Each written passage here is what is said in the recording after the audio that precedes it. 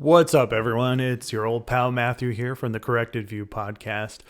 And just wanted to give you a quick introduction to what you're about to watch or listen to if this is the audio only feed. So what you're about to experience is a clip of bonus content that's member exclusive. Here at the AAOMC, we are a membership driven organization, and we have two membership types. One is a base membership.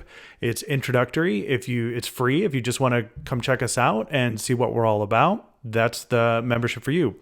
The other is a fully paid membership. It's reserved for those who are super passionate about ortho-K and myopia control, and they give us their actual real-life money every year in annual dues to help push this organization to new heights, raise awareness, create content. So we started creating bonus content for our full members, kind of our way of just saying thanks. So if you enjoy what you're about to see, go over to aaomc.org and consider becoming a full member. You can see the full version of this video or all the other ones that we're adding on a monthly basis. And that being said, thank you to all of our fully paid members, because without you guys, this wouldn't be possible. All right, let's get to the clip.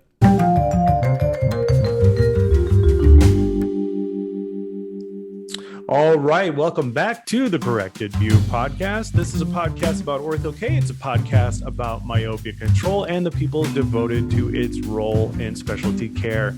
And once a month, we have my guest on to do special Ask Me Anything episodes of the Corrected View. It's kind of a way of us to give back to our full members of the AAOMC. These are men and women who give us their actual real life money to see this organization be pushed to new heights, to raise awareness and make content. So we decided to do specials like this for them. But we also wanted to put them out to be recorded live, so that if anybody had any burning questions to ask Cary, you can go ahead and do that by putting it in the chat for this Facebook Live event. And then I will go ahead and ask them. So I'll periodically remind the audience at any time, if you have any question for him about anything we're talking about, or maybe just off the top of your head, maybe you want him to weigh in on whether the Chicago Blackhawks are going to continue to put their foot in their mouth with their owner, Rocky Wirtz, and whether he should just step down. Or maybe you think the Chicago White Sox don't have another championship run in them. He'll answer those questions. He has opinions on things. But until then, Cary, welcome back to the program. Oh, it's great to be back, Matt. All right. Yeah. And if you don't know, spoiler alert, Cary is my father. He's the founder of our organization, the American Academy of Orthokeratology and Myopia Control. Back then, it was called the Orthokeratology Academy of America. And that was back in 2002, which means our 20-year anniversary is coming up at Vision by Design, which is happening in September from the 28th to October 2nd in Bellevue, Washington. Cary, when you started this organization, did you ever think that we would see this moment? Because part of having you on this episode is you have an open invite to come on the show and talk about whatever you want, especially on these episodes. But one thing I really wanted to ask you about is, like, I feel like you and I are kind of in this dream state almost, because when I started working for the Academy back in 2004. Yeah. And we used to have these Frisbee golf sessions. It was like, this is one of the best jobs I've ever had in my life. And it started with, we didn't know what we were doing. So we just kind of go on walks and talk about what we wanted this organization to be and what his vision for it was and what we were going to do about it. And then for some reason, we briefly got into Frisbee golf. And so we were playing Frisbee golf and talking about ideas. And we used to have this pie in the, sky, kind of view of what would it be like to have major industry involved in this specialty in myopia management. And Cary, you have an announcement to make, and I feel like that announcement is kind of, heralding this new era I think we're on the cusp of. So, right. What is the new announcement? Yes, I've joined up with Johnson & Johnson as a speaker and consultant, and this is a huge opportunity for the field. Yeah, I've been waiting for this for 4 decades for a company like that, like Johnson & Johnson, to get involved in myopia and myopia management and ortho-K. So this is like a dream come true. I mean, here we are, finally, like you said, Matt, it's been make a dream, make a wish kind of thing. And here you got it. So pretty amazing times. Yeah, and I want to also point out, not just Johnson & Johnson, but Cooper Vision is a major player in this industry now too. And I feel like we have the recognition, we have the financial support The AAOMC has now counts Johnson & Johnson and CooperVision as sponsor members of the organization. So that's huge. They're backing us. And so I just wanted to have that kind of conversation with Cary about like, I don't know if I ever thought we get to this point, because we used to just be this scrappy organization of like less than 100 docs. Now we have over 1,300 members. And everybody says, look, myopia management is just about to blow up.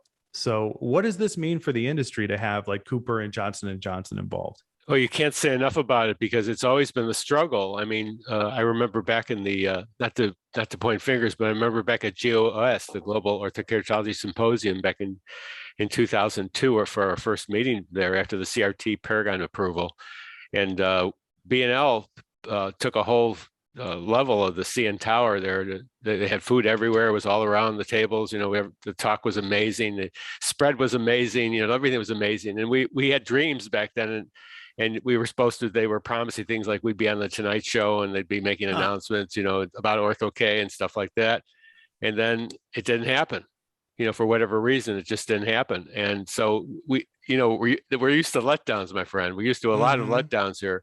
So to see the commitment now from both CooperVision and Johnson & Johnson is heartwarming. It's really, it's great to see. I mean, finally, this whole field is just the myopia management Ortho-K field is just, like you said, exploding. It's just growing by leaps and bounds. We've definitely had our support over the years. Like this industry couldn't get to this point without companies like Euclid or Context or, Mark Cosgrove with GP Specialists. They're part of CooperVision, but you have these core companies that have supported us over the years as an organization. Bausch and Lomb definitely was there for us when we needed support. And I feel like we're at the dawn of a new age.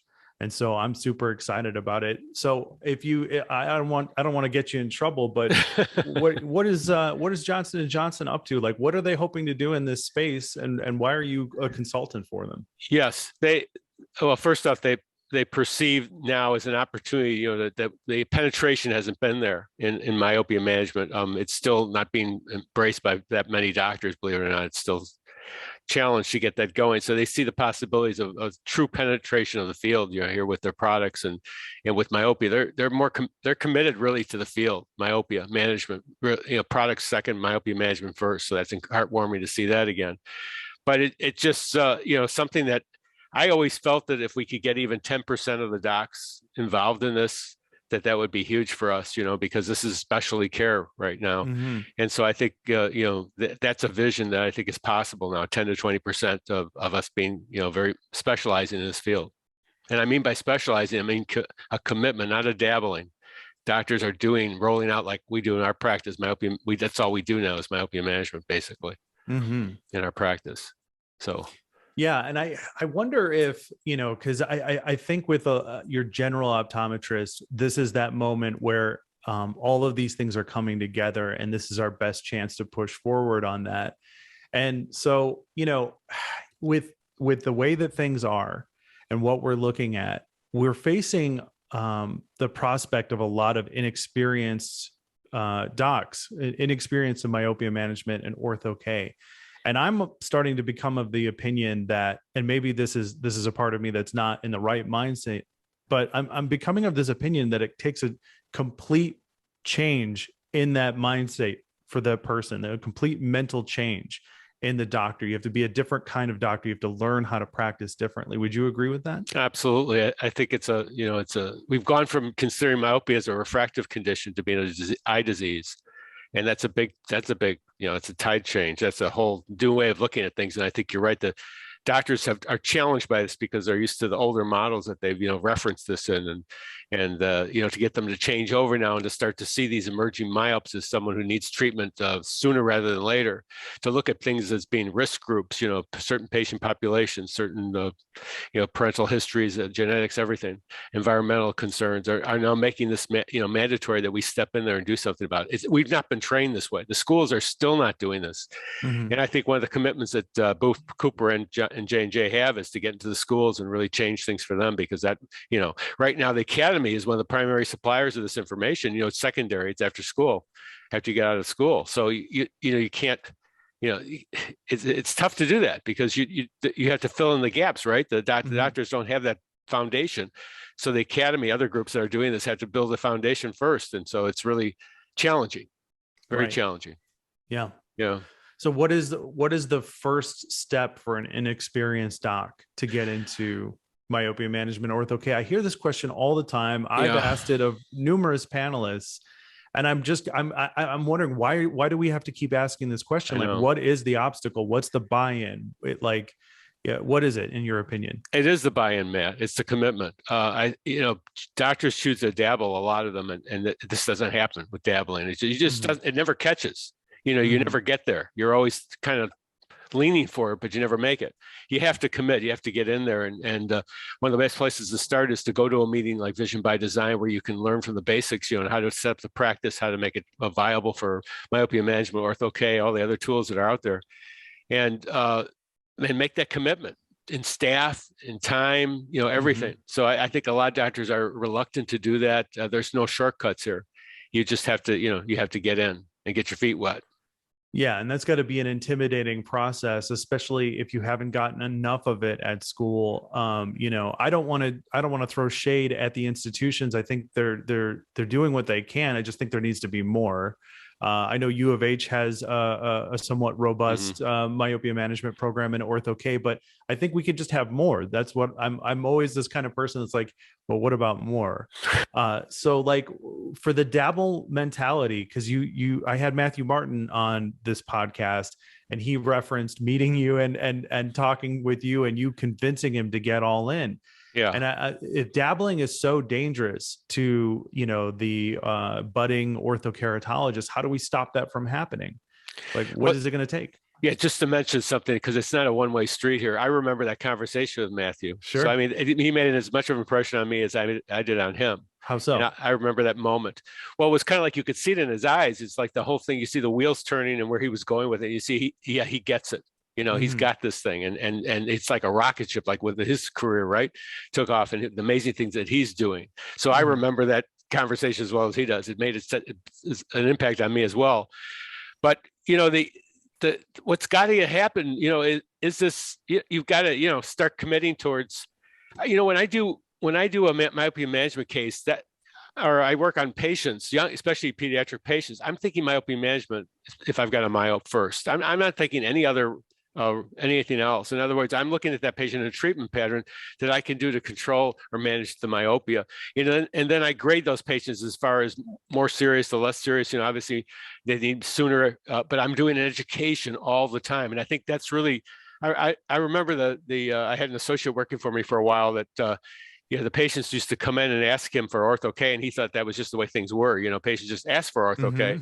Well, it doesn't happen that way. It took me years, 2, 3, 4 years before I finally, got to the education point of the fact that they were ready to start looking at it and asking for it. It's kind of like patient goes into your office is thinking, you go and you're talking Mercedes, Lexus, something like this, and you have to get them thinking along those same lines. Not necessarily monetarily wise, but just a different, just like the comparison of two different, just totally different examples. Right. If you listen to Nick Despeditas, he'll tell you that he works for every 40 or 50 cases he has, he gets an ortho-K out of 1 out of 40 or 50. So that, it is a commitment in that. Now, I don't see that, unfortunately, whatever it is, my path's been different. I do get a lot of, or I do turn a lot of patients into ortho-K patients pretty darn quickly. It's not that much of a challenge. Yeah, but it didn't start out that way, though. No, it didn't. Because I can kind of echo the thoughts of your previous associate, because I worked in that practice. So, I've said this before, like, I just thought well, my dad and my mom really love their patients and really want to take care of them. And, ortho-K is a thing. Right. So, right. But then when I got out, and worked for the academy, and I started meeting other doctors who were just as passionate as you are. But the thing is it didn't start that way for you. No. And if you think about 40 or 50 patients before you get an ortho-K patient, it's like that starts out as a grind. I remember times where we would at the Chinese school, when you first started trying to break into the Chinese school, and they would at times, not out of being mean or anything, just because they didn't have any time for him, this guy would sit and wait for an opportunity to make a presentation to those parents. And sometimes those presentations didn't come at first. And he just kind of had to sit there and take it. And then he saw the value in it and came back. I remember us going to one of those Chinese schools and getting, at the end of it, like we're sitting there for hours. And then it's like, hey, we're going to get a chance to talk to the parents. They're like, unfortunately, not today.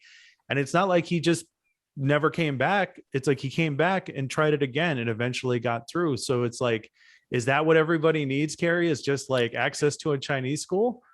Well, it helps. I mean, especially if you're dealing with the Asian population, there's also, it's just totally, I mean, Indian population too. That's our fastest growing group now. But, I think you're right on, Matt, without the determination here. But I remember in my own case, getting involved with the National Eye Research Foundation early on in that part, getting on their referral list, that's what the Academy has as well. Very invaluable for getting me into those communities at first, because I was on these lists, and it's like taking all these doctors that are around you that are competing for this or that, and all of a sudden you're in an exclusive place, right? No one else is on those things but you and several other doctors. But it's worth so much. And that was one of the things that got me, because they check out these lists of who's near me, can see me, and they saw me on those NERF lists. Very similar to today, where you're still, needing to do these kinds of things. And then my other break came when I got to know Newton Wesley as my mentor. And he, went through a lot of growth through that changed things for me, as far as how I did things. I was as guilty as anyone else. I did those sales on contact lenses, thought I could move merchandise, right? Do a certain price, you're going to, found out that that's an illusion. You actually lose money on those things. I had to go through the whole process of learning that. But again, it's not, as you said before, we sat there, we came back. The thing is, it's never over till you want to say it's over. The fat lady doesn't sing until you're ready for that. And so I think going back again and doing that, and pursuing it and following through, that's really success. And that's how it happens in any field, really. But if you're going to do myopia management, you got to keep going. You don't have to be, rejection is going to happen. Patients are not going to, accept it right away. Sometimes they will just not be happy with you at all for talking about it, because they don't want to hear these things. You have to, you can't have thin skin. Right. Yeah. I mean, if you think about it, like we could possibly get to a point with the myopia epidemic. There's going to be plenty of myopia patients to go around. Goodness. Are we going to get to a point where patients are going to start to say, why have you never told me about this? Yeah. And that's why J&J and Cooper Vision, that's where they're going at. Newton always had the idea, Dr. Wesley, that you go to the public first, and you have them demand the services, so the doctors aren't going to change. They're set in their ways. We're seeing a big push now from the younger doctors, because it's they see things differently, both in ophthalmology and optometry. And but the ones that are there set in their opinions and ways, they don't change very easily. They don't change at all usually. So you have to really, you have to wait for that to happen. So if you're, we didn't want to wait. We didn't want to wait for the sea change. We had an agenda to get done. So yeah. Yeah. And before I continue with the rest of this discussion, I also want to remind the audience that if you want to have any questions to ask Cary for him to answer, we're going to do that live. I've got one question here, but we're going to save it for just a bit because I want to pursue this further. But this is your time. Get in your questions and then I'll ask him. This is an AMA, ask me anything. So whatever you want to know, this guy has got years and years and years of knowledge at your disposal. So this is your opportunity. So Cary, I hear the context of saying you got to go all in, but you know what? I never really hear anybody give a definitive description on what all in actually looks like. And I'm not looking for like a full 90 slide PowerPoint presentation about going all in, but I feel like we kind of sometimes leave these docs high and dry by saying, hey, you can't dabble, you got to go all in. And then I feel like they're like, okay, well, what does that look like? And I think there's I think this is a two-part problem. Okay. Like I don't want to put too much shade on any one person, but on one case, I kind of feel like if this is something you want to do, you're in charge of your own passion, right? So your dedication, you're in charge of your life to a certain extent. So like that part's up to you. That's your responsibility. But then there's this other part where I feel like, and I don't want to beat up too much on your generation here, but I feel like your generation of orthokeratologists, didn't have anything like what we're doing now. They didn't have No. podcasts. They didn't have online Oh my God. resources. They didn't have myopia Technology. management wasn't the buzzwords. You guys had to go to conferences and basically cross your fingers and hope that you were getting anything close to exposure to this kind of thing. So like, what does going all in actually look like? It's got to start, of course, on the mental side with the doctor. At first to accept that. I mean, usually we hear these great responses after they go to our meetings, right? And they come back and they're like all open to doing some amazing things. Whether they get success or not is another story, but they're at that point, they're open to it. I think you have to take we look at our practices and we divide it up. We have our glaucoma part of our practice. We have the OCTs, we have the field testers, we have our optos or whatever it is that we're using for imaging.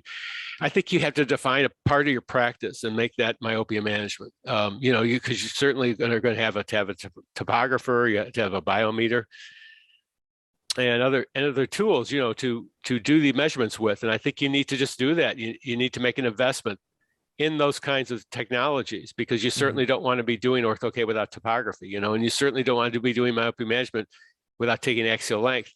And I hear that, doctors say, well, I just don't have the funding right now, but they find the funding for everything else. I mean, they do these brand new, they get these really nice OCTs that have come out now and other things that you make investments in, and I see it happening all the time. Well, you got to make the same kind of a thing, with myopia management.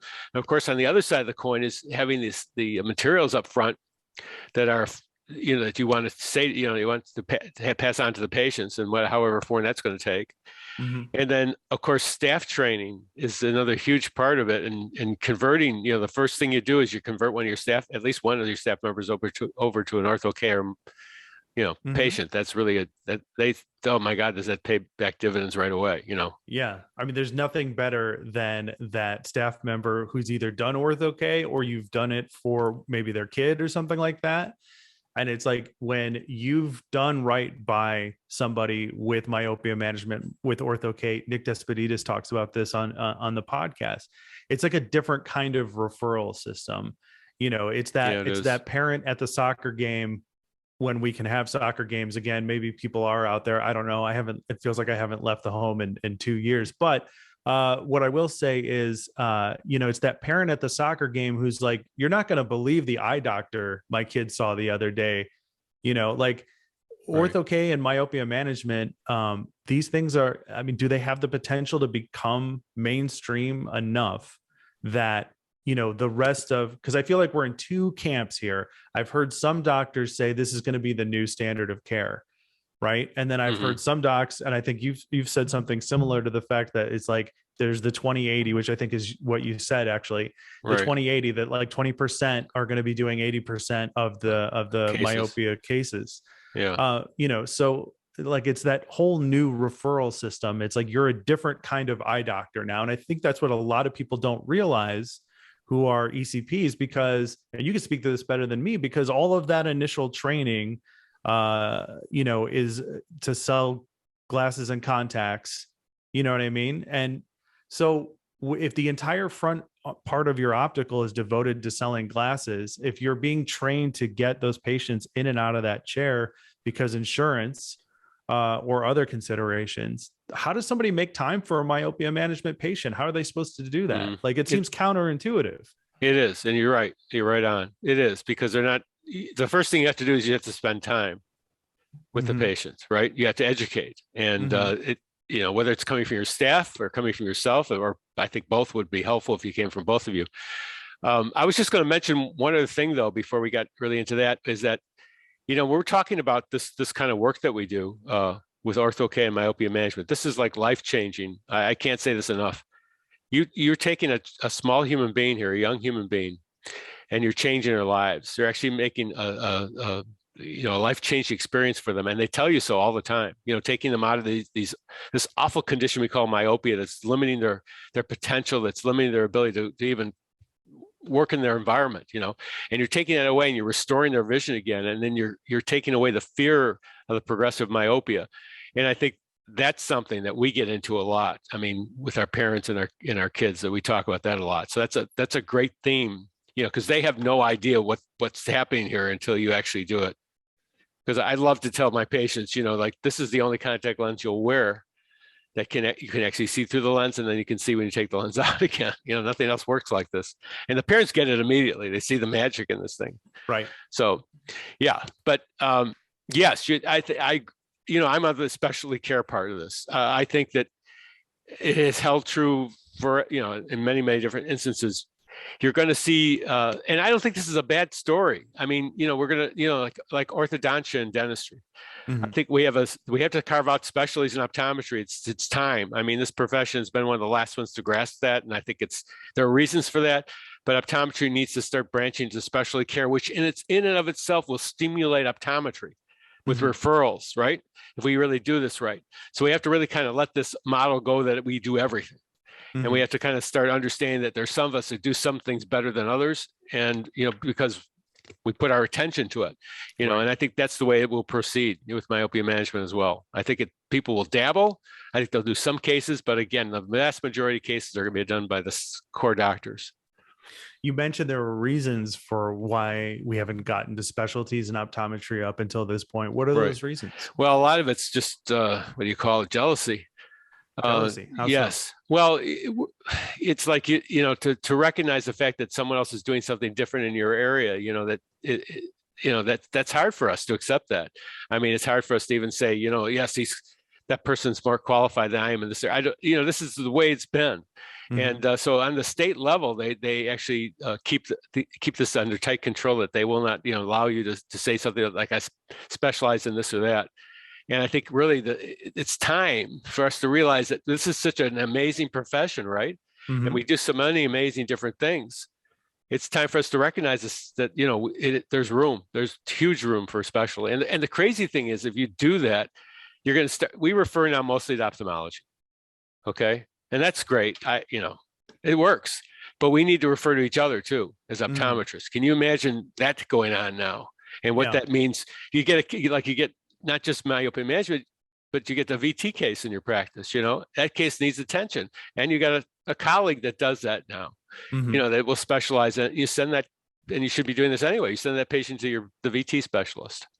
So we should be doing more and more of that. We're actually seeding each other's practices, and they'll send. What's been my experience with doing this is they send them back other patients back to you. You get referrals from things that they don't do. VT specialists don't do, other things. So it does work. It works really well, again, glaucoma, other medical. Yeah. So why is the average optometrist, or maybe I'm speaking out of turn here, why are some optometrists scared of losing their patients to somebody who does myopia management? Then if you should be able to refer back and forth, where does that fear come from? Is it irrational, or is there some truth in that? Well, they're probably, with a case like a myopia management case, I mean, I try to get the patients that refer to me, I try to get them back to the doctors that referred them to, but there is some obstacles in that. But I don't think you should be as concerned about that, because the patient needs that attention. If you're not doing it, if you're not doing that myopia management thing for them, then you should find somebody who is. These cases need attention. So they should, be referred out. And I think when you started your conversation, you mentioned a very good point there. You're talking about these places that have huge, the opticals and frames are, in the front, and where's your attention at, right? Where you're putting your sales are motivated, this and that and that, and you need to change that outlook. You're not doing the glasses thing as much anymore. You're doing these other things, which are mostly treatment, preventive care. Preventive care. I'll say it again. This is preventive care, and so that's a seed change. It's like anything else. It's like learning how to be an environmentalist, how to preserve the environment and how to use less energy, get better gas, whatever it is. We need to do this as an optometrist too, to understand we need to move away from some models. These are models that are, and effectively, you're talking about some things are going away anyway, because it's, the age of the internet is actually, doing some of this for you anyway. So you need to look at that. Yeah, I think that's a good point too, because and I think this is completely justified, right? Like I understand that when optometrists get upset when patient asks them for just their script and then they're getting their glasses on Warby Parker or whatever. Right. Like I've had friends who've been like, look at these glasses I got off of Warby Parker, and I'm like, look, I'm the son of an optometrist. Do not put that in my face. Like I don't want to talk about this. But you know what? There's a certain kind of there's this like, and maybe I'm going to get in trouble for this, but like, Amazon has taken over like crazy. And before Amazon, there was big box, right? And I mean, there still is big box. Before big box, there were malls. Each one of these things throughout history has been cited as killing off the mom and pop store, right? The local store. And so this is a theme that just keeps getting repeated in American culture over and over again. And I feel like the customer is going to find the path of least resistance towards what they're looking for. And I feel like it's a mindset change, right? Because if they're going to find cheaper glasses or contacts online, I don't condone it. But at the same time, I do kind of understand the customer mentality. That's who we are as consumers, is we're organized to think that way. So if you're looking at, is it just fear then? I mean, if you're looking at this prospect that's staring you right in the face that your patients could go to Warby Parker, why not pick up Ortho-K or Myopia Management? Why not look into it? Amen. Yeah. And it's the amazing thing is long-term myopia management works like an annuity for your practice. Because it's, you get these patients, we replace Ortho-K lenses yearly. It's a safety factor here. It's healthier for the patient. And so they renew these, you see patients for 20, 30 years. Renewing lenses basically. So that patient's going to continue. Yeah. Some doctors will complain, well, all I'm doing is Ortho-K or myopia management. I want to do other things too. Sure. That it happens like that. It does. But the source is that you're not going to worry about those frame sales so much because, you don't need to, because your revenue isn't sourced into frame sales and those kinds of lenses. Your revenue is sourced into other things. And the good news that's coming is that you get into myopia management, there are spectacles and glasses that are now going to be appropriate for myopia management as well, as soon as we get FDA approval. And these things will be something, again, that you can focus on. This is not going to be something that, the commercial opticals are going to even bother with. So, it pays for a doctor really to make that investment in myopia management and Ortho-K, because it will, it's like seeing the future, right? And be able to change your practice. We're talking about doing it for economic reasons, but there's so many other, it's such a good story that there's the healthy eyes and preventive care and helping another human being, stuff like that. But the good news is you do all that and you grow. And the other thing, Matt, is that you don't need to do volume anymore. I mean, you just see a certain number of patients, you spend time with your patients. It's a crazy thing, because I've done the opposite. I've just spent more and more time with my patients instead of less and less. I see less patients usually and take care of them because I don't need to do the volume. It's crazy. It doesn't work for me anyway. That model does not work in myopia management and Ortho-K. So I don't need to do it. And I have no problems with this, and nor do other doctors that have seen this path. Right. I mean, preach. As far as I'm concerned, this is what I've said. I love working with optometrists because I love the passion, like the passion that Cary has is the passion I see in members of the AAOMC.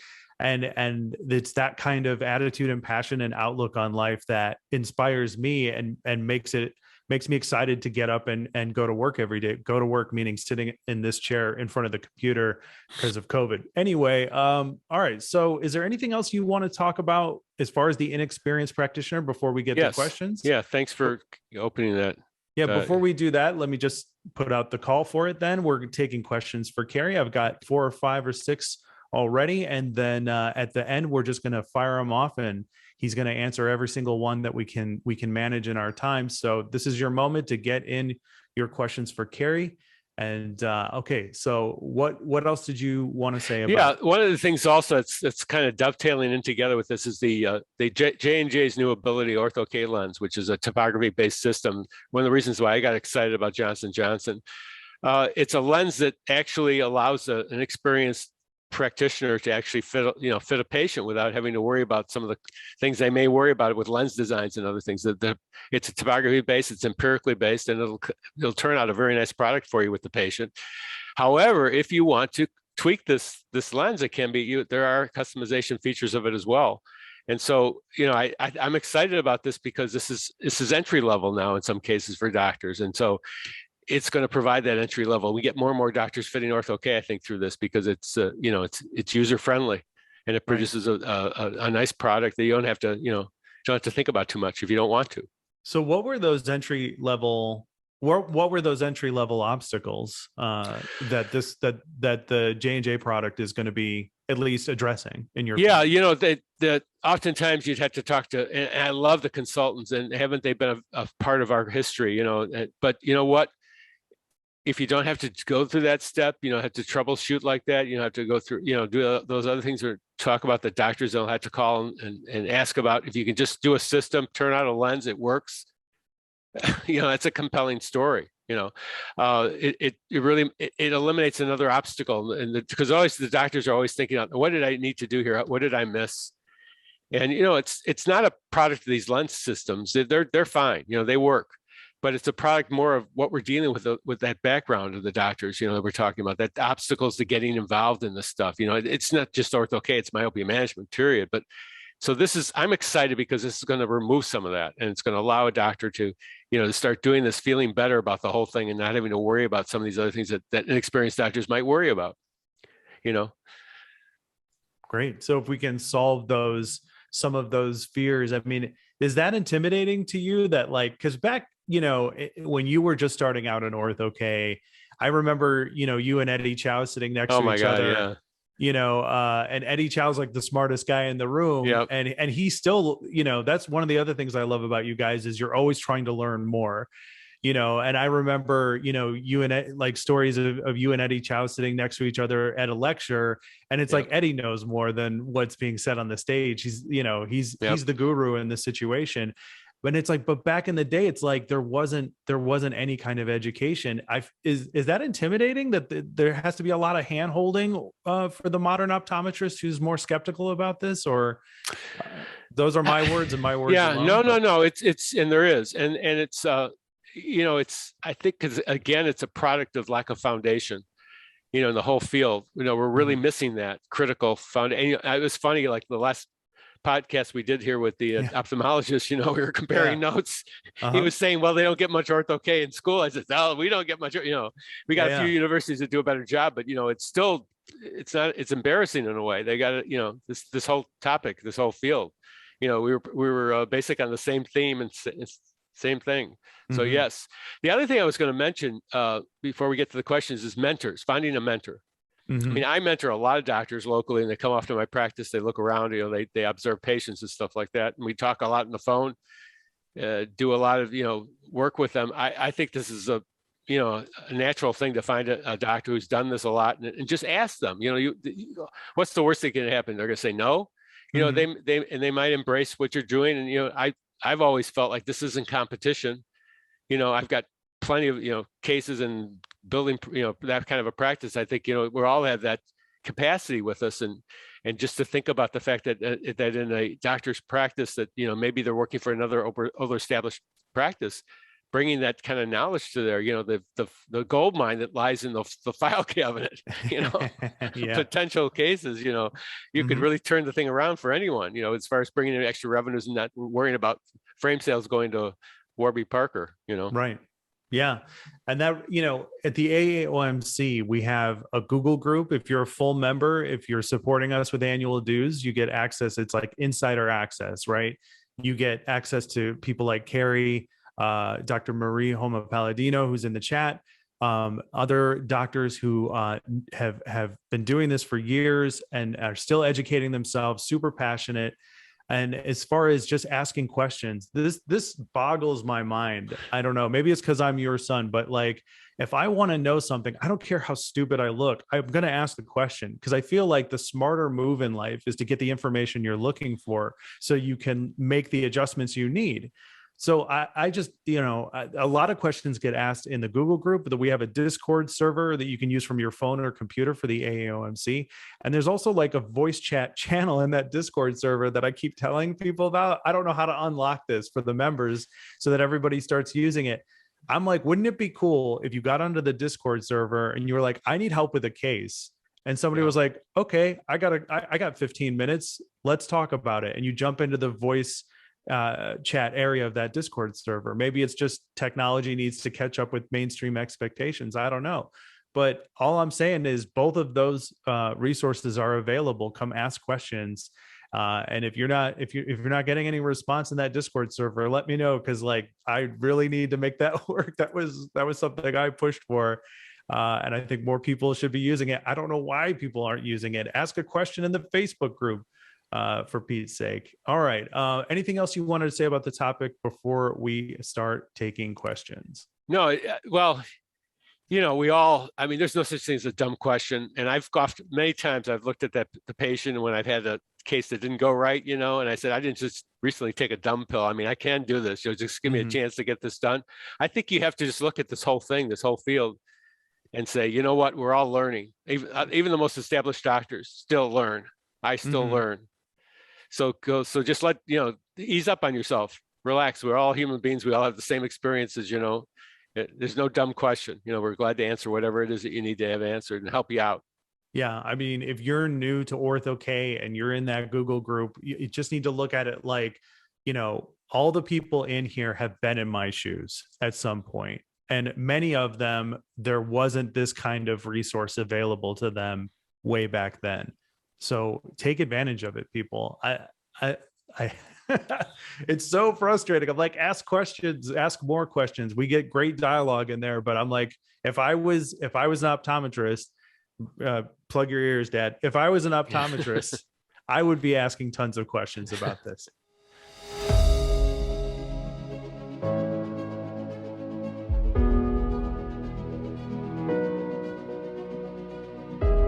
Everybody here is very open and friendly, and we mentor each other. Basically, we learn from each other. You'll meet up with people that are willing to share concepts about their practice without fear of competition. We're going to give you the tools not only to perform Ortho-K in a really good way, but also how to teach your patient base that this is available to them, and to make your practice a machine. The program that they have is just phenomenal. The speakers are great. We're really learning a lot of new things, a lot of research coming out, and it's really just energetic to hear all about this and bring it home to start new things in our practice. There's as much learned on the stage from our speakers as there is in the networking that goes on in the hallways. Our members are our greatest asset. Unique types of people that have stepped out from the norm and want to practice better and take better care of their patients in this modality. And now we're going to teach you a different way of living. We're going to teach you a way of living where human beings deal with human beings again. And if you want to grow your practice for the future, not just for today, you need to come to this event. There's always pearls we bring home and learn and give our patients. There's a lot of opportunity to get continuing education credits while you're having a good time. You meet with so many successful individuals, and you learn a huge skill set, orthokeratology and sclerals, that isn't really taught in traditional four-year optometry schools. I encourage anyone that has an interest in attending an event where they can learn a lot, take home information, implement immediately. They need to be at this event.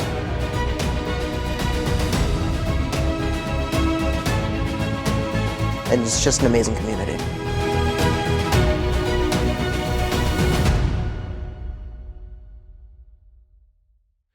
All right. Okay. Ready for the questions? Yes. All right. Speaking of Dr. Marie Homa Palladino, she says, "Hi, Cary and Matt. Cary, can you please explain a bit about the fenestrated Ortho-K? What kind of design would need to keep it from binding?" Well, in any kind of an Ortho-K fit, especially when you get dry eye, but you have, Ortho-K can get steep. Lenses that get buildup on them, it's tough to keep a lens. One of the reasons why I replace lenses yearly is because they just get buildup on them, and you can't, no matter what you do with them, you can't improve that. That causes tightening of the lens. So eventually a tight lens binds. And so having a fenestrated lens actually will avert a lot of that binding. I actually teach my patients how to take their lenses out three different ways: wet the lie down, make the lens move first, unbind it, because you'll find that that they do eventually over time will bind on the, sometimes. All right. Ready for another one? Sure. Okay. Next question comes, let's see. How do we break into schools? I think that's a great question. What do you think? I should have asked you this earlier, so I'm glad someone put it in the chat. If we need more education in schools, how are we going to get into schools? How are we going to break into schools? I think the big companies will lead the way now. I really do. I think it's a great question because we've been struggling with that. It's very frustrating. There are organizations like GPLI and others that are working on that as well as AAOMC and others. But I think the big companies are going to lead the way now. I'm hearing good things from what they're telling me about their plans, and I think this is a happening thing. So Cooper and J&J will lead the way here. And I think like the AOMC could be a great resource for that. I think that there are great rock stars in these institutions who are doing their best to teach myopia management and ortho-K in the school system, but I think they need help, or at least we could do some more to help. Mm-hmm. And I've always thought, like, why don't companies like come together and sponsor? Like the AAOMC is a neutral entity, right? We're industry neutral. Right. So why not everybody get behind us as far as being able to provide the education? And that way we remove any kind of suspect commercial interest or any kind of raised eyebrows to that. Like, we're just coming in there to teach these kids how to do ortho-K. You know what I mean? Yeah. I think the Scleral Lens Society is a great example of how you do it right. Mm-hmm. And I don't see why we can't follow that model and do the same thing in myopia management as they've done with sclerals. Mm-hmm. Yeah. Okay. Next question. How do you respond to an eye doctor that doesn't acknowledge that myopia is a disease state that needs to be managed? That's a tougher one because, it's like, it's many times we come into this today and you'll talk to someone of a different political slant, right? And we've learned to forget it now, right? They don't even address it. You don't even go there now because they got their view, and sometimes it's best to you just can't sometimes. I mean, people are closed off enough that they won't listen to, but if you have someone who will listen, I mean, yeah, you can supply some of the studies that are out there, some of the data that you have, what it means to allow those axial lengths to increase, and what damage it can do to the eye. You can go there, but be prepared. Sometimes it's almost like it gets to this point, and this is where we came from. I mean, years ago that they said that myopia was entirely genetic. And, we as clinicians were, very dubious of that because we weren't seeing genetics. We were seeing patients that had no history, not even parental history, or the parents weren't very nearsighted at all, developing high degrees of myopia. So we knew that there's some kind of an environmental effect here. It took the academia, the world, a long time to finally admit to the fact that there was an environmental factor, and then to now finally size that environmental factor to say, no, this is responsible. So we had to go in there as clinicians and just absolutely, just deal with this, because it was like, our patients would ask us these questions, and sometimes doctors would as well. And, you weren't getting support from your academia as far as, but you could see it in your patient base. Mm-hmm. You could demonstrate it in your patients. Yeah. So I'm wondering if do you think that this is more of like, just don't focus that kind of time and attention on somebody who's not going to listen to that, and look for somebody who is? I'm always of that opinion. I think you could do a lot more. Get your flock together. You know what I mean? Mm-hmm. You can do a lot more with people that are willing to listen to, to agree, or, that think like you do. Yeah, mm-hmm. I think it's, you're not getting anywhere with the other thing. You're gonna waste a lot of time. But find the people. Hey, we talked about with ophthalmology now. There's a lot of pediatric ophthalmologists around now, very open to ortho-K and myopia management. I mean, spend more time with them. You're going to get actually referrals from their practices.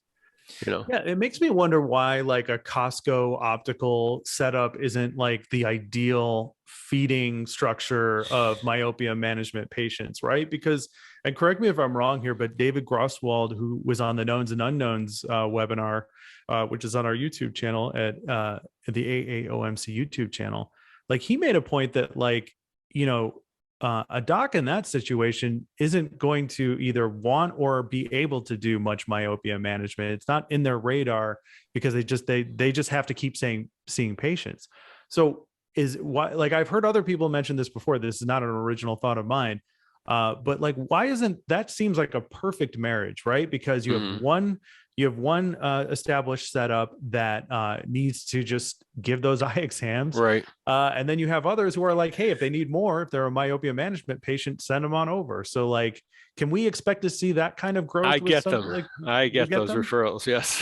And there how are a couple. did they just fall out of the air, or what happened? They just come. They just say, you need this. You're wearing CRT lenses. They come to Costco, whatever. You need to see Dr. Herzberg, or you're progressing myopia. You need to get that.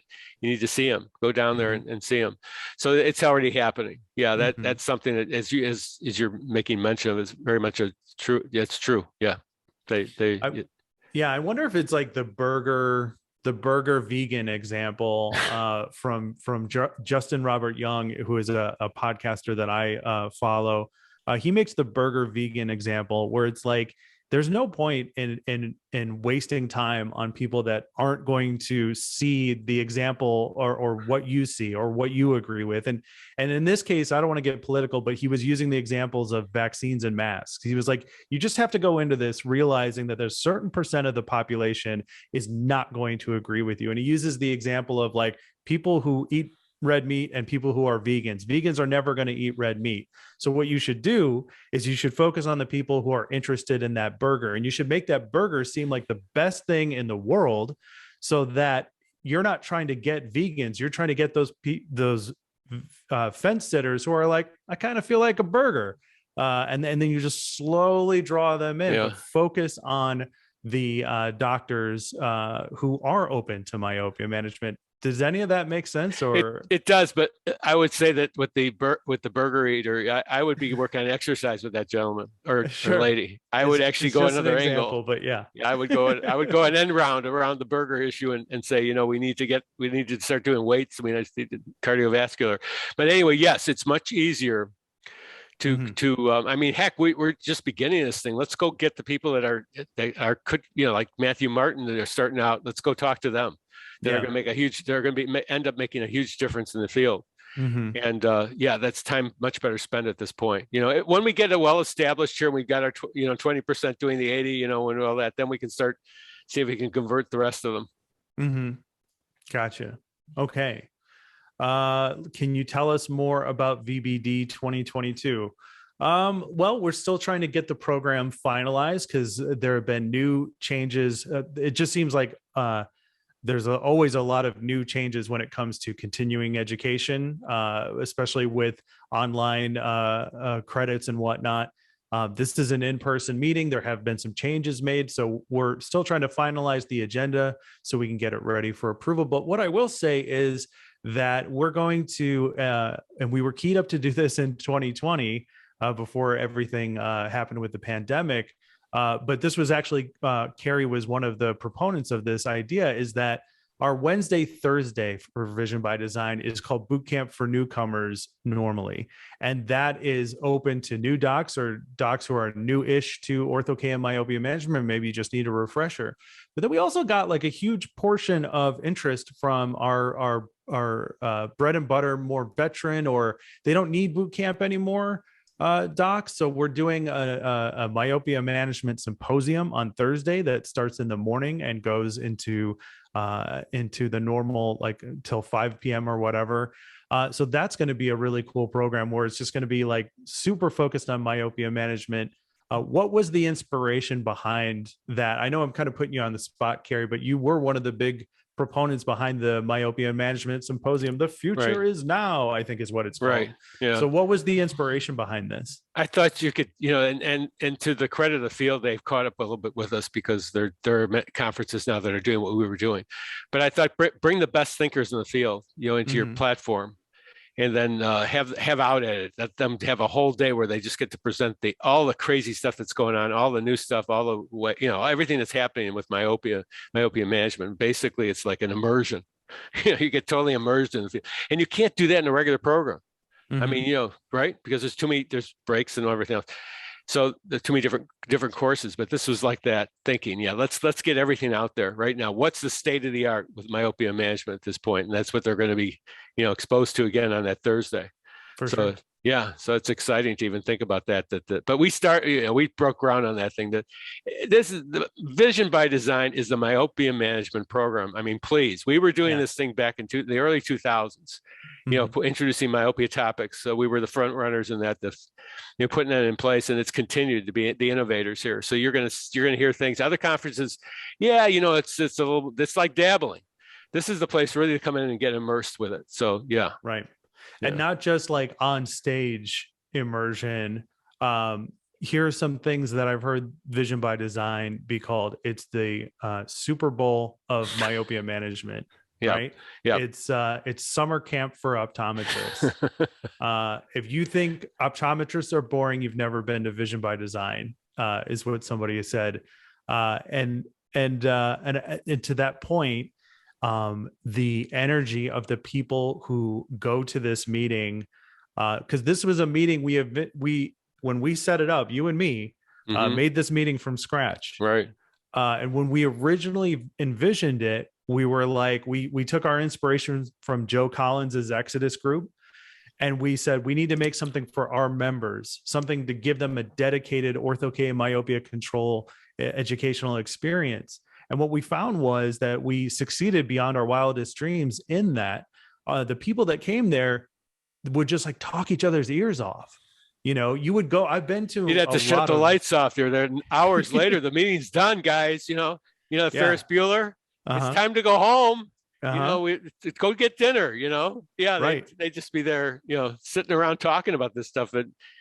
Isn't that amazing? And it's the people, Matt, too. It's the Briannas, of this world that you turn their life around for them. As far as optometry and to see that happening, to see them lit up like that and get the excitement they had when they were back in school again. What is that worth, right? Right. As a other human being, to see what that meant to them. And so, yes. Yeah, it's come on down to Vision by Design. It's pretty darn amazing. You're not going to get disappointed. You're going to get you'll be taking so many notes. You'll have so much implementation to do in your practice. You'll be doing it for months and months afterwards, trying to get some of this stuff into it. But and your mind will grow. It's like you started in thinking this big, and all of a sudden it's this big. You can see some of the applications of where they're going with this. For sure. So yeah.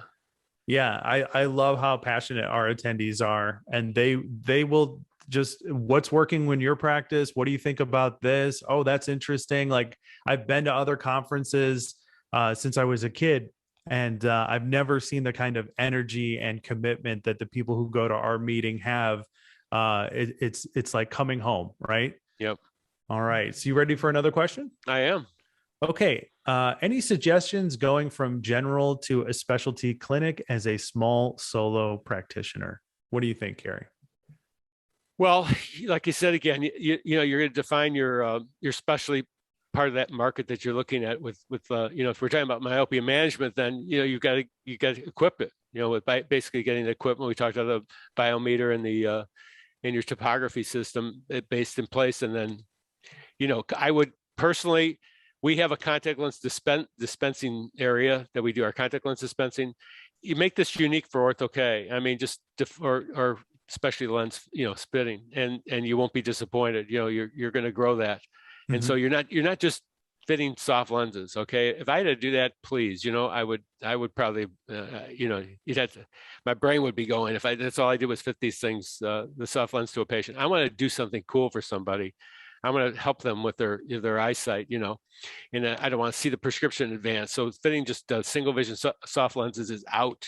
If we say that one thing, don't be doing that to your progressive myopes anymore. That's bad for them. Basically, it helps the progression go even faster. So defining that for yourself, again, thinking about talking to each patient and having your staff and yourself presenting to them, we do this, we do Ortho-K. They can even mention, we do myopia management on the phone.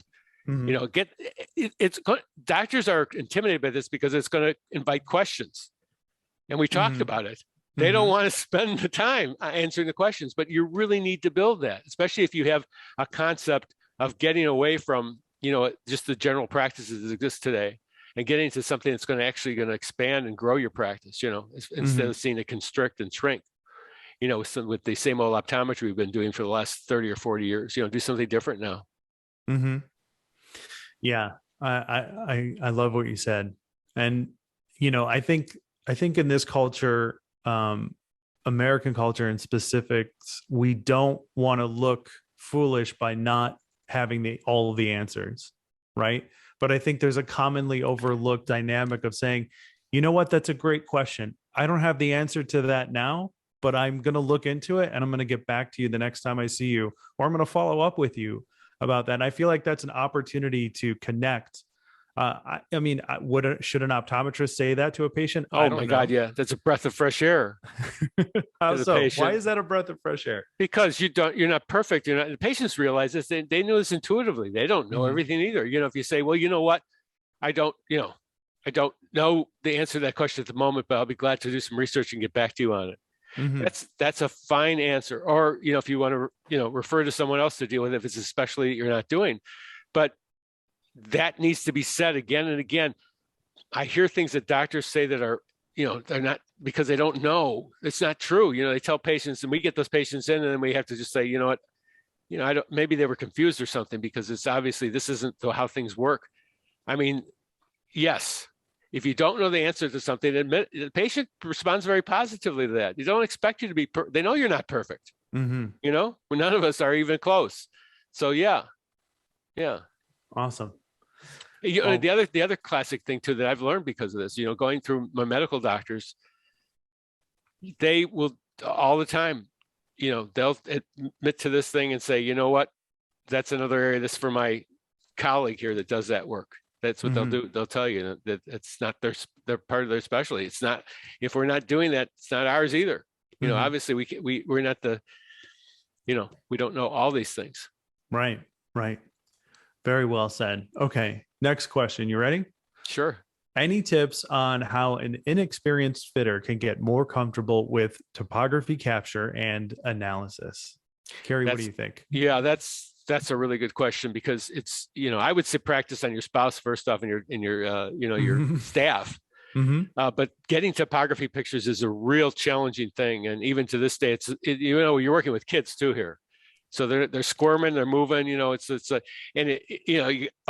All right. So, we have to talk about growing a pediatric practice maybe next time we talk, because how are you going to do myopia management if you don't have kids, right? So you have to do this. So we'll talk to you how you do that, because I had to do that. I had to grow the peds part of my practice. So anyway, it's get working at it and leave the time. There's not a rush this thing. A good baseline topography is the most important thing you're going to do for an ortho K-fit, because it's going to be something you'll reference to again and again. And so you want to do it right. You want to get the good capture. You want to get the lids out of the way. You want to make sure you capture the most area of the cornea if possible. Get the eye wet. It has to be under ideal conditions. And so work for it. It's worth it. And take anywhere from 8 to 10 topographies for each eye. Promise yourself you're going to do this. Get 8 to 10, because I can't tell you the times it comes in that you took that one topography and it's not good enough. You find out it's not the right one. It's off, and so and the patient's already doing ortho K now, and you got to go backwards. Yeah. So take those 8 to 10 topographies. Do yourself a favor. Each eye, spend the time. This is the place to do it. This is the commitment to make that. Right. And then in your office, either you're going to do that, or you're going to find a key staff member to do that. In our office, we have a key staff member that does the capture. And so you want to work with that person, have them, bring their skill levels up, Yeah. And I think, wait, let me ask you this part first, because this just occurred to me, is there a state where you can get your topographies where it's good enough and seeking perfection is actually getting in your way? Or should you strive for perfection with topography? Yeah, the topography, get as much information as you can gather on the cornea. Yeah, you get out. The problem is that sometimes you get the nose in the way and you miss some images inside, and or the lids are down and covering part of the cornea. Get the lids out of the way, get the face, especially these small cone topographers, and get that optimum. No, you can't get it, better, and then better is even better. So yes, go after it. Gotcha. Get that great capture. Yeah, this is something worth it to do. Yeah, and the reason why I was laughing when we first started answering this question, when Cary did, was because I was in the office for a while. I was the test subject person, because to help train people how to use the topographer or the Optos. I was the bane of that thing because of my eyelashes, and because for whatever reason, like, I am sensitive to light, I'm sensitive to bright light, so like I was just a problematic person for taking topographies, Optos, whatever it was. So I was the tester subject ideal. in the office. Yeah. I was the ideal problem person for people to test on. Yes. So if you have somebody like that you can draw on, and as long as you like, I mean, make it worth their while, like, in order to help out the staff in this situation. All right. Okay, so next question. Is there any word of when the myopia control spectacles will finally be available in the US? Oh, there's a Stellus one that's out that I've heard of. I think that's maybe another year or so. And this is a guess. I think they have to go through like a 3-year thing with the FDA, but they're already into the first and second year, I believe. I'd have to check on that, but that's the closest one, I think. But I may be, there may be other ones I'm not aware of. So we should see that, hopefully. It's time. We need a spectacle myopia management tool. Mm-hmm. Yeah, it's going to open up new avenues for patient treatment. Is that going to be a game changer, or is that going to just be like another great tool in the toolbox? Okay, from the accounts that I've read, that doctors like this thing. My own personal experiences is that I want to give my patients the maximum freedom. Okay, man, I'm an Ortho-K nut. I like to do Ortho-K. Will I use this? Of course I will, for patients that, that this is something that they don't want to do contacts or this or that. But to me, giving the patient the absolute ultimate freedom from spectacle wear, from contact lens wear during the day, any athletic endeavor you want to do, whatever it is, giving them that change, that thing that just changes their lives. That to me is really important. So I think that's going to still, in my practice, be the predominant. I know it will be the predominant tool we'll use. But yes, I think for some doctors, spectacles will be something they can make an entry with. It's not going to be inexpensive. I've heard these things are, but that's not the point. You shouldn't be, it's not a dollars and cents things with this. It's more like what you can do to really take care of that patient properly, health-wise. What is the health of the eye worth? As you get older, right? What's the value of having, we've seen too many of our patients, right, with glaucoma, with retinal detachments, with myopic macular degeneration, early cataracts. What's that worth to prevent, or put off a lot of that, So it doesn't have a value. It's a MasterCard moment, right? Yeah. Mm-hmm. It's that perfect time for a MasterCard moment. For sure. I mean, I've gotten a lot of pushback when we had conferences pre-COVID. And I would be at the AAOMC booth, and people would come by, doctors would come by, and I'd be like, "Do you do any Ortho-K?" And they're like, "No, I want to, but my patient base is, I'm in a low income bracket." And I'd be like, oh, God, I know somebody named Glenda Mohiputh who works in a low income bracket. I had her on the knowns and unknowns. I need to get her back on to go into more depth about it. I'm wondering, is Glenda a unicorn? I mean, she finds a way, like. I think I want to let her speak in her own words about it, but to summarize what I think where she's at is that, like, when you impress upon the patient how important this is, she's like, don't count anybody out. Right. Don't take a look at that person and be like, it would never work. Like, treat every potential patient that would qualify as a potential Ortho-K or myopia management patient. And she's like, they'll surprise you. They will find a way to make that happen. Yeah. And it's almost like what I don't know. I'm going to have her on. I got to have her back on to talk about it. Yep. Yeah. It's like they'll tell you they'll go find an uncle or an aunt somewhere to actually if they have, if they're motivated enough to do that, they'll find a way to do it. Believe me, if it's important enough, if you put it to them like they should, they'd be hearing it. And long-term, we're talking about a lot of these things, long-term maintenance of these things is not that expensive. Ortho-K fits very nicely into once the first year is done, it's a very it's a very economical way of doing myopia management, actually, on the renewal years. Yeah, and I feel like you should let the patient decide that, right? Yes, like maybe they are a low income patient, but like maybe you should let them decide if this is something that they want, because if there's something I believe in or I'm looking for or I'm interested in, I'll do the research and figure out what it is. And I think you just shouldn't count people out. And I don't think you should have shame for offering something Oh God, no. that, will help the patient. The shame would be not mentioning it. Right. But yet Right. there's not a lot of, there are some there. I heard someone once said to me, they thought it was unethical. Ortho-K should, I don't want to misquote this person, but they said, is there an ethical consideration because of the price tag associated with Ortho-K? Is there an ethical consideration that lower income demographics would not be able to take advantage of it purely on price point? I think if we're looking at the field today, they absolutely, Ortho-K is one of the most reasonable ways to try to fit the patient today. I think what Ortho-K has benefited from the fact that there's been a lot more methods coming out to do myopia control, and most of those methods, other than low dose atropine, which in some clinics it doesn't make any difference. But anyway, this is a low cost alternative, actually, a high quality, low cost alternative. It's the doctor. The problem isn't the patient; it's the doctor. Okay, that's why this thing doesn't happen. The doctor in his mind's got this idea, that this is too expensive. The doctor needs to get the brain turned around correctly and just look at the field. Just get an education what's out there and what costs are. And you'll suddenly realize that Ortho-K is a very low cost alternative. It is, compared to most everything, it is.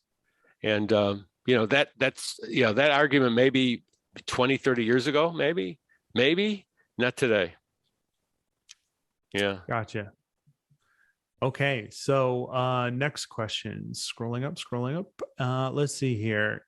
In clinical experience, there may be a regression in the prescription throughout the day. What is actually happening to the cornea during that time? Are the epithelial cells moving? Why do some corneas retain the effect longer than others? Cary, what do you think? Yeah, that's a great question. Well, if we can figure out what's going on with Ortho-K in the first place, there's been theories about it. So is it compression? Is it the movement of the cells or whatever? Basically, what's happening though when you're looking at it is the cornea is becoming steeper again. You flatten the cornea over, and they take those lenses out. Patients will remark the fact is, hey, I can see better with my lenses in than with them out, right? I say, yeah, you can, because when we first put that mold in place, yeah, things were pretty good, but then it changed because this is living tissue. But some of the things that you work in, there's harder corneas, softer corneas. It's called hysteresis.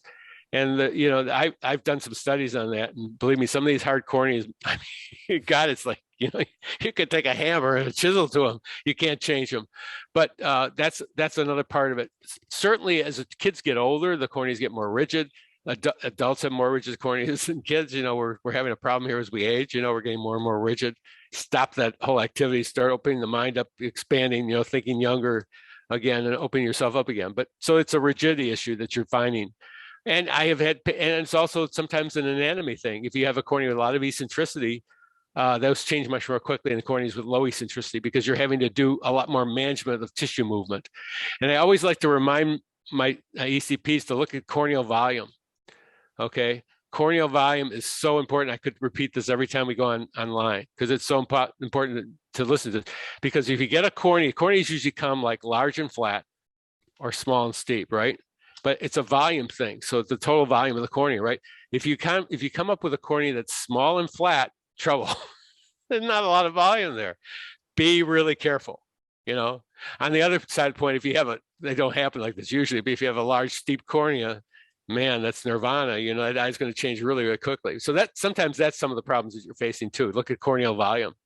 Of course, you get a flat cornea, it's a lot harder to get. If you have targeting significant myopia, it's harder to get that out of that. So there's a lot of different factors. This is a great field. We could talk about this all night.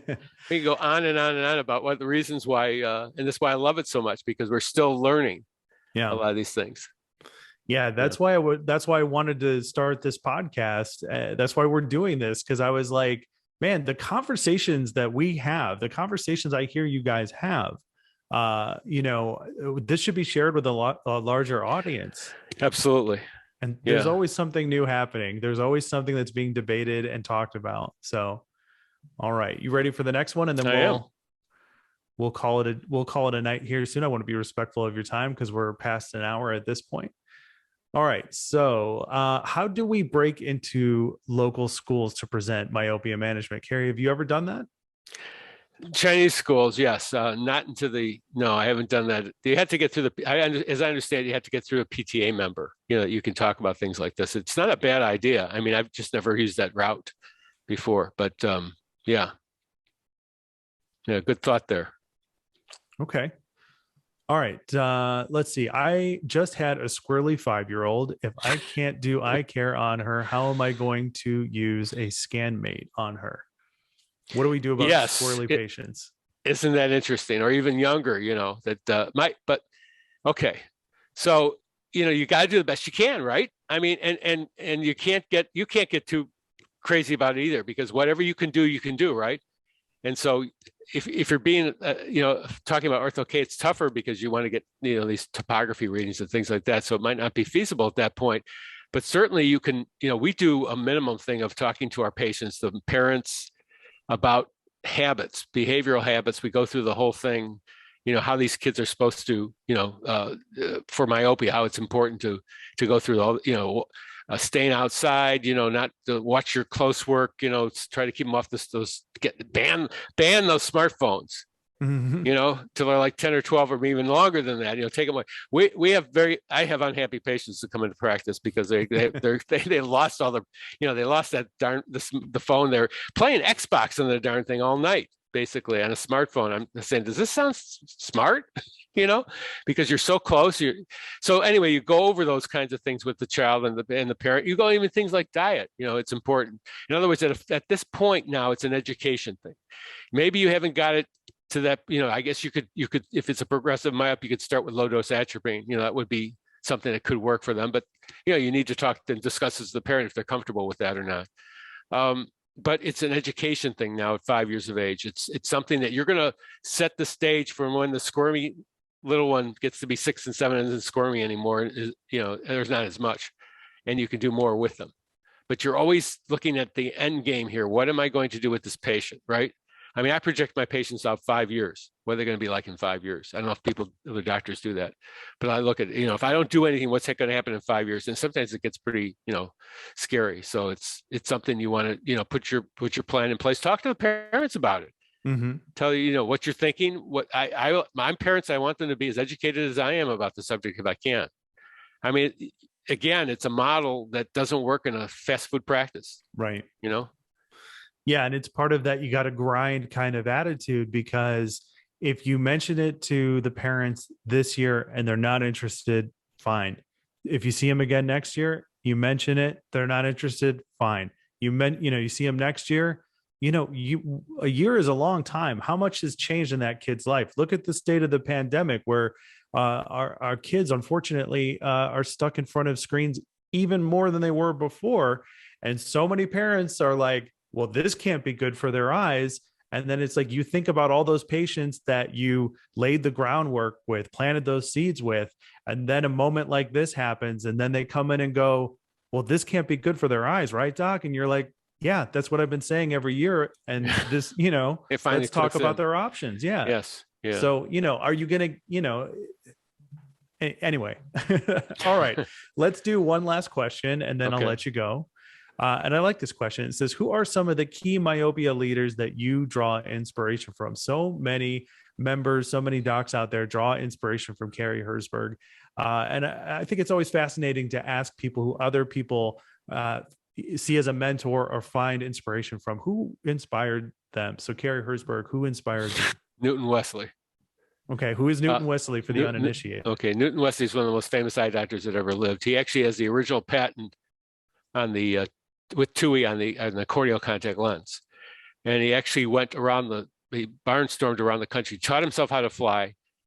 Back in the 50s, contact lenses were like, it's a foreign body in the eye, basically really a foreign body. People weren't sure what was going to happen if you wore a contact lens. So you had to get over the initial idea of putting a contact lens on the eye. So he went to Podunk here and Podunk there, everywhere he could draw an audience, and talk to people about contact lenses, corneal contact lenses. And then he and George Jessen founded a contact lens lab down in downtown Chicago that at one point did like 92% of all the contact lenses made in the world were made at this place in Chicago on Wabash Avenue. So he was a mover and shaker. He founded the National Eye Research Foundation, which was basically an ortho-K organization. And of course, being ortho-K, as I like to remind people, ortho-K is myopia control. Basically, you're talking about myopia management, myopia control was done by the original hard lens fitters, fit the first PMA lenses like Stu Grant that had them flatten on the cornea, created the improvement in the eye correction. We were the original pioneers in that. And so that's where it began. And so he was the kind of guy who just did these things, Matt. I mean, he was just, and I had the good fortune of getting to know him really well. He asked me to run his foundation for a while, which was a great experience for me. And I met a lot of different people. So it changed my life. And, I think it's important. We talked about mentors earlier. I agree with the caller. You find yourself a mentor. If you're early on, you're starting this field, God bless you. You got a great career ahead of you. I mean, it's exciting to think about someone young now starting out in this. Here it is. We've basically done the hard work, carried the water for you. Now it's time, to enjoy, and really grow in this thing, because it's all set up to go. I mean, this is like, you're investing in a stock. This is the one to get right now. This stock, this is going through the stratosphere. So, yeah, but that's who lit my fire. Yeah. Awesome. What about one other person? Because I know Newton Wesley was your mentor and a big inspiration. What about one other person? I think Stu Grant. I think I got to know Stu as well. And Stu's he's passed away, but he was really an amazing guy. And, for me, it was I was a Midwest guy, and he comes from California, all casual and everything else. He was always like that, but he would always tell you, he'd always share everything he knew with you. And of course, this is the guy that founded the whole thing, it began the whole process. So yeah, Stu was the other one who actually really, his friendship made a big difference for me. Right. And it's that spirit of sharing that lives on today in AAOMC members. And that's why this content exists, because AAOMC members give us their actual real life money and annual dues every year, because this is important to them. They want more education. They want awareness. They want content like this going out to people. It's a colleague, not competitor. Like there's plenty of myopes to go around. Like, these people believe in what we're doing and they want to see us reach new heights. So if this has been beneficial to you in any way, shape, or form, head on over to aaomc.org and consider becoming a member. You get access to doctors like Cary, who can talk to you through the Google group. You get a listing for your practice. You get special content that we're doing just for members, kind of as just a way to say thank you to them. So member exclusive content, in addition to all sorts of great benefits. You get discounts off of Vision by Design and any other educational events that we hold in the near future. Assuming we pass up on the pandemic and learn to go back to life again. So Cary, thank you so much for coming on. This is an open invitation. This is your monthly seat to talk about whatever you want. Pediatrics, how to grow a pediatric practice next time. How to grow a pediatric practice next time. All fundamental right, myopia control, myopia management. You got to have kids, right? Mm-hmm. Yeah, definitely. Important thing. Yeah. I love it. Okay. We're going to be hitting that up next month. So for everybody, thank you for your attention. I'm sorry we couldn't get to all the questions, but we got to most of them. And tune in next time, and we will see you at the next one.